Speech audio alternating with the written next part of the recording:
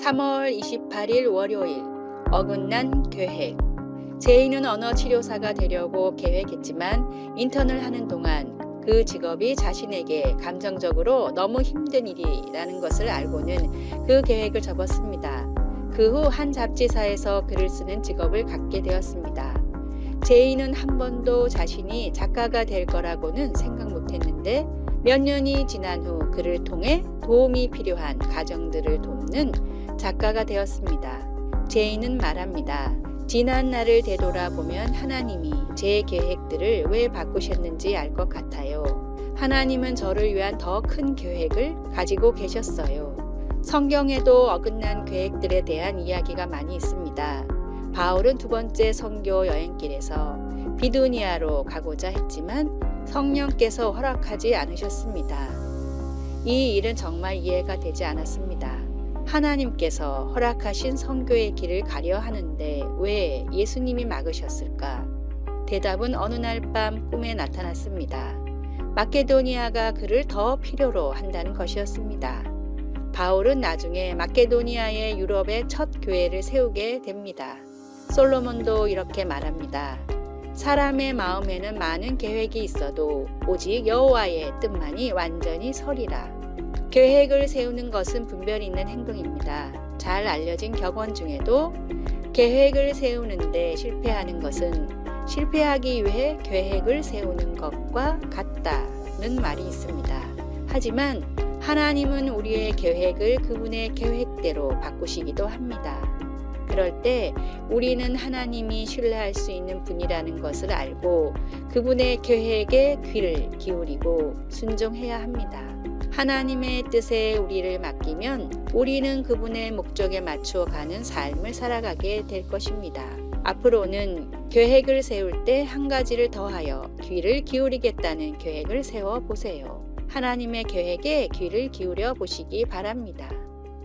말씀. 사람의 마음에는 많은 계획이 있어도 오직 여호와의 뜻만이 완전히 서리라. 잠언 19장 21절. 찬송 204장 주의 말씀 듣고서. 기도. 모든 것을 아시는 하나님, 제 계획이 어긋날 때 하나님께서 제 삶에 더 큰 목적을 갖고 계심을 알고 하나님께 귀를 기울일 수 있는 믿음을 허락하소서. 아멘.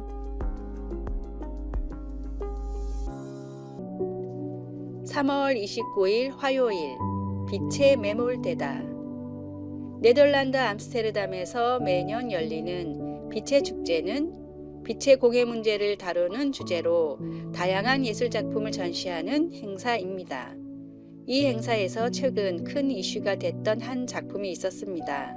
얼핏 보기에는 평범한 벤치지만 가운데 한두 사람 정도 앉을 자리가 있고 양쪽에는 스마트폰을 들고 있는 사람 조각이 놓여 있습니다. 사람 모양의 조각이 들고 있는 스마트폰에서는 빛이 나와 밤에는 실제 핸드폰을 보고 있는 사람과 헷갈릴 정도였습니다. 아이러니한 것은 이 작품을 발견한 사람들의 태도였습니다.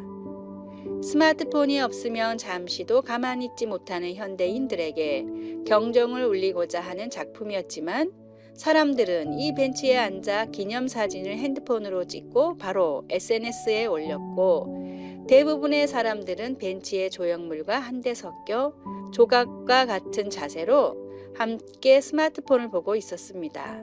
이 작품의 제목인 빛에 매몰되다를 작품이 아닌 사람들이 표현하는 것 같았습니다. 스마트폰은 현대인이 가장 조심해야 할 우상일지도 모릅니다. 필요 이상으로 스마트폰을 사용하지 말고 남은 시간을 주님을 위해 이웃을 위해 지혜롭게 사용함이 어떨까요? 오늘의 말씀. 너희 땅에 조각한 석상을 세우고 그에게 경배하지 말라. 나는 너희의 하나님 여호와임이니라. 레위기 26장 1절. 오늘의 찬송 621장 찬양하라 내 영혼아. 오늘의 만나. 매일 조금씩이라도 스마트폰을 잠시 떼어놓고 스마트 쉼을 취하는 시간을 가져봅시다.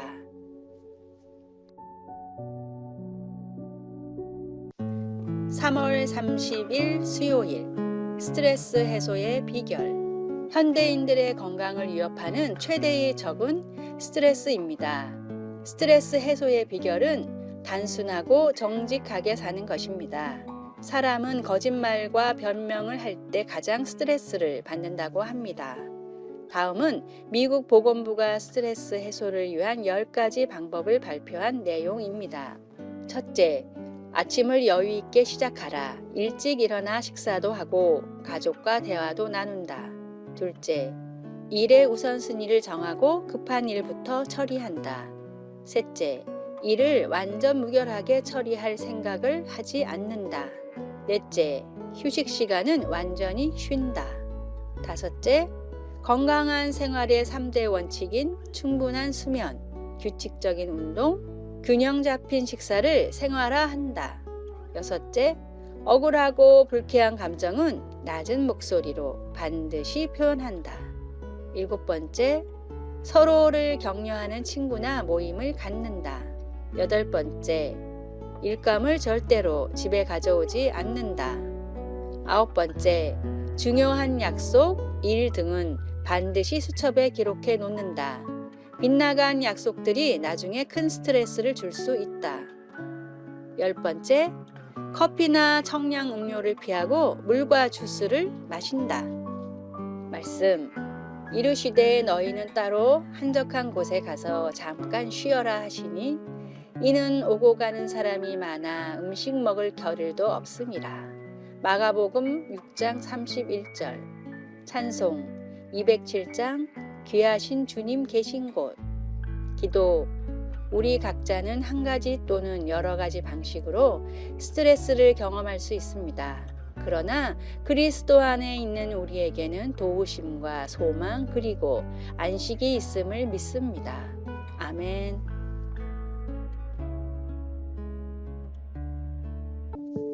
(3월 31일) 목요일. 이해할 수 없는 믿음. 미국의 국무장관을 역임했던 다니엘 웹스터가 변호사였던 시절 그는 종종 사교 클럽에서 유명인들과 담소를 나눴습니다. 한 번은 종교에 대한 이야기가 나왔는데 웹스터는 양해를 구하고 자신이 믿는 예수님과 기독교가 참 진리인 이유에 대해서 자신 있게 전했습니다. 웹스터의 간증이 끝나자 저명한 작가는 이런 질문을 던졌습니다. 뛰어난 지성인인 줄 알았던 당신이 이런 말을 하다니 매우 당황스럽습니다. 신이 동시에 인간이 될 수 있다는 사실이 정말로 이해가 되십니까? 자기가 창조했다면 애초에 죄를 짓지 않도록 만들면 될 일이 아닙니까? 이 작가의 논리에 많은 사람이 동조했습니다. 웹스터는 한 번 더 양해를 구하고 다음과 같이 말했습니다. 솔직히 이해할 수 없습니다. 그러나 이해할 수 없기 때문에 나는 예수님을 믿습니다.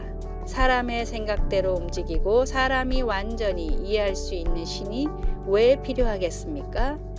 나를 누구보다 귀한 존재로 창조하신 주님, 죽기까지 사랑하시고 구원하신 사랑, 지금도 도우시고 힘주시는 하나님의 은혜는 인간의 한계를 초월한 놀라운 은총입니다. 나의 생각과 한계를 넘어서 은혜를 베푸시는 주님께 순종하는 삶이 되기를 소망합니다. 오늘의 말씀, 하나님이 우리를 사랑하시는 사랑을 우리가 알고 믿었노니 하나님은 사랑이시라. 사랑 안에 거하는 자는 하나님 안에 거하고 하나님도 그의 안에 거하시느니라. 요한일서 4장 16절. 오늘의 찬송 313장 내 임금 예수 내 주여. 오늘의 만나, 의심은 늘 존재하고 항상 주변에 어른거리며 우리에게 달라붙으려고 했습니다. 확신으로 의심을 물리쳐야 결국 승리하게 됩니다.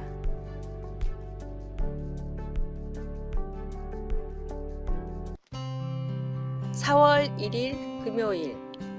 인생을 위한 한 문장. 캐나다의 방송국인 바이오그라피 채널에서 길거리의 사람들을 찾아다니며 행복한 인생의 비결을 한 문장으로 대답해 달라고 물었습니다. 유명인이 아닌 일반인들에게 이 질문은 쉽지 않았습니다. 하지만 대부분의 사람들은 잠시 고민한 뒤 저마다의 삶의 지혜를 나눴습니다. 그중 몇 개를 소개하겠습니다. 누군가를 깊이 사랑하고 누군가에게서 깊이 사랑받아라. 호기심과 탐험의 열정을 품고 그것을 향해 곧장 나가라. 내가 죽었을 때 사람들이 모여들어 내가 얼마나 친절했고 가까웠는지를 말하고 싶어 하도록 살아라. 내 열정을 쫓아 살면서 남들을 섬겨라. 행복하지 않거든 다른 누군가를 위해서 무슨 일이든 바쁘게 하라.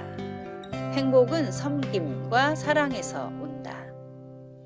고통에 머물러 있지 마라. 안 좋은 일은 언제나 발생한다. 나쁜 상황에서도 좋은 것을 찾으면 보일 것이다. 죽음을 이기시고 부활하신 예수님은 우리에게 모든 민족을 제자로 삼고 예수님이 가르친 것을 지키게 하라고 명령하셨습니다. 예수님의 말씀을 지키며 세상 끝날까지 예수님과 동행하는 진정한 제자가 되도록 합시다. 말씀. 그러므로 너희는 가서 모든 민족을 제자로 삼아 아버지와 아들과 성령의 이름으로 세례를 베풀고 마태복음 28장 19절 찬송 435장 나의 영원하신 기업 기도 주님 예수님의 마지막 뜻이 제 삶의 모든 뜻이 되게 하소서. 예수님의 마지막 지상 명령을 실천하며 삽시다. 아래의 빨간색 글자 구독을 누르시어 더 많은 전도의 열매를 맺으시기를 기도합니다.